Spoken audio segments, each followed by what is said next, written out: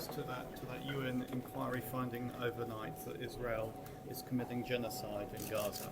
It's not a legal finding, and we're interested in what the international courts might say, and that's what we would wait for. We will not respond to this. Is this the sort of information you've been waiting for? You've said that Cabinet won't make a final decision until you have all the available information. Well, there's lots of more information, including talking to the new Foreign Minister for the UK, which should happen in the next 24 hours. All these things have got to be done before we get to, and whilst we're at New York. Your thoughts on the ground offensive in Gaza? Well, we've said for a long time you cannot bring, in this case, peace or the establishment of a Palestinian state by war.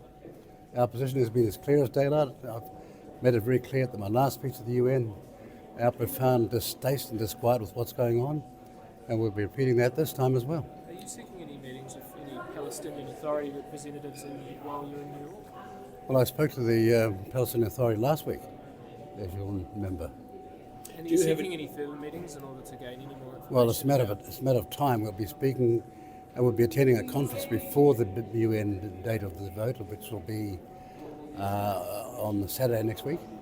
And in the meantime, we'll pack as many meetings as we can. And in terms of the New York Declaration that's emerged from the conference so far, what are your thoughts on that being a roadmap? We've already said that we agree with that.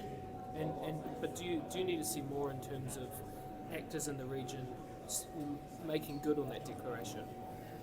Well, now that's a very, very sensible question. Pleased to hear it at last. Yes. What's your answer to it? No. Hang on, you've got all these colleagues here. How come you're dominating? How much? Let the old guy have a go. How much is the statement from the? It's a voice of experience I'm expecting now. How much is the statement from the Chinese embassy this morning, warning Chinese potential tourists to take precautions if they come to New Zealand because they could be stopped and harassed by our security services? How much is that a risk to the relationship, or reflects a deterioration in the relationship with China? It's not a risk, and if I thought that, I'd speak to his boss, because we expect people to come to this country, no matter where they come from, to abide by the law. And also, it's an NZSIS matter. You're going to have to ask them. So was this person? You mean Xi Jinping? No, Wang Yi. Was this? Wang Yi's his boss. He's the foreign minister. Do you mean this individual was not complying with the law? Oh no, I'm just saying that that question has to be asked of the NZSIS, and we expect everybody to come to this country, no matter where they come from, to abide by our law. And does the statement from your caucus today, that Shane Jones is to be the deputy now, indicate that you are considering retirement? Oh, look, when I started this party when we're in its fourth decade now, you've asked that question year on, year in, year out. Look, I kind of think we've got to go to the United Nations. 39, 40 is the years we're going for, and I want to make sure we get there, okay? Can you confirm that our New Zealand ambassador to Israel met with Israel's president in Jerusalem? Are you aware of that? Say it again? Our ambassador to Israel, Israeli media is reporting our ambassador to Israel has met with the Israeli president. Is that correct? Well, you're going to tell me what the circumstances are. That's all I know. Well, you're going to have to tell me what the circumstances are. They could have been in the same hall. They could be walking down the corridor.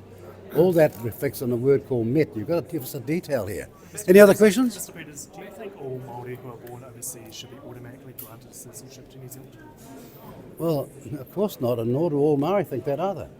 What do you make of the case that's currently before the Waitangi Tribunal, considering that type of matter? Well, in my view, the Waitangi Tribunal would have no authoritative constitutional legal powers to make such a decision. Full stop. Back on the New York Declaration, I mean, are you looking for regional actors to be taking steps forward on that declaration in order for New Zealand to move on recognition? Well, I think we'd be all interested to hear what they mean when we go to the earlier conference in New York. Let's hear what they've got to say, because it's developing, evolving process.